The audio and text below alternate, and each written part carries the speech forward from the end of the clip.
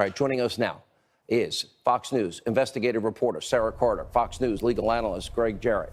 All right, Sara, let's go into your piece today. I left out some of the details. I'll let you fill in the gaps. Well, congressional investigators have discovered, once again, another trove of text messages between Lisa Page and Peter Strzok, the two FBI agents.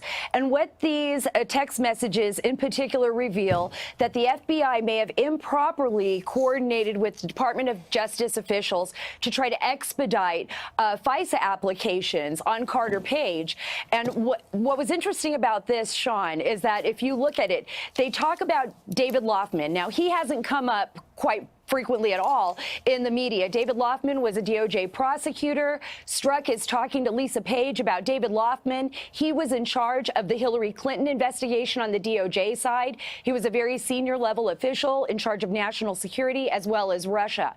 And Peter Strzok tells Lisa Page basically, look, I'm upset with Loffman. Loffman's trying to explain why these things aren't moving fast enough in the Eastern District of Virginia, probably referencing that, the area where the subpoenas had been issued by Mueller, and the FISA application isn't moving fast enough. So it kind of shows this buildup. They also noticed that that White House logs actually correlated with some of these text messages. So as they were discussing this back and forth, they bring up another guy from the DOJ, Matthew Axelrod. He's a DOJ prosecutor who's involved in the case. They talk about him. They talk about the frustration. They talk about Andy McCabe maybe coming under fire or by some of these folks at the DOJ for the supposed information that was in the application. And then they say 2 days later, after these text messages are exchanged, Matthew Axelrod actually goes to the White House and signs the visitor's log and actually visits President Trump. And I think what we're looking at here is little pieces of the puzzle.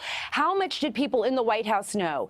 Did the president know about this investigation himself? What we do know now is, based on information that came out last week, is that very senior level members in the FBI, the CIA, and in the White House were well aware of this investigation early on and may have coordinated. Greg. Well, I think the big news really comes out of the court documents.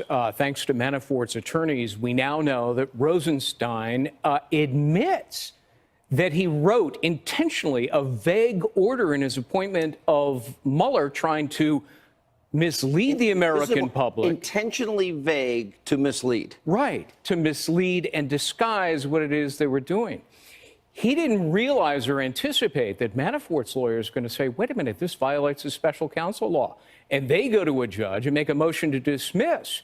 So now we find out that in addition to writing this vague memo, Rosenstein secretly writes a specific memo and hides it from the American public, authorizing the Manafort investigation. Is he conflicted because he reauthorized the FISA warrant against the Trump campaign associate and appointed Mueller? Both, yes. And the other interesting thing is, look at the date on his secret memo authorizing the Manafort investigation. It's a full week after Mueller ordered the raid on Manafort's home in the pre-dawn hours. Sounds like a CYA to me. Exactly. Counselor. It's exactly what they did. They realized after the fact, oh, wait a minute, we may have violated the special counsel law. Did they violate it? Oh, absolutely. The law says you have to specifically identify facts and, because it's a criminal investigation, identify a crime. And the Attorney General Sessions didn't recuse himself from this part. No. Wouldn't that be something that he had to involve himself in? Well, he recused himself from anything related to a Russian meddling in the campaign. All right. Unbelievable. Real quick, Sara, I hear you. Yeah, well, I just want to say, but who holds them accountable? Who will hold Rosenstein accountable, Mueller accountable? Those are the questions we really need to ask now. That's why you need a second special counsel to investigate the investigators. You don't like, Jonathan Turley said this may end up working faster for Trump by appointing this Utah prosecutor. It could, because he is, as Turley points out, armed with the ability to issue warrants and subpoenas and interview witnesses. Rather than a special counsel long investigation. Exactly. Right. Thank you both.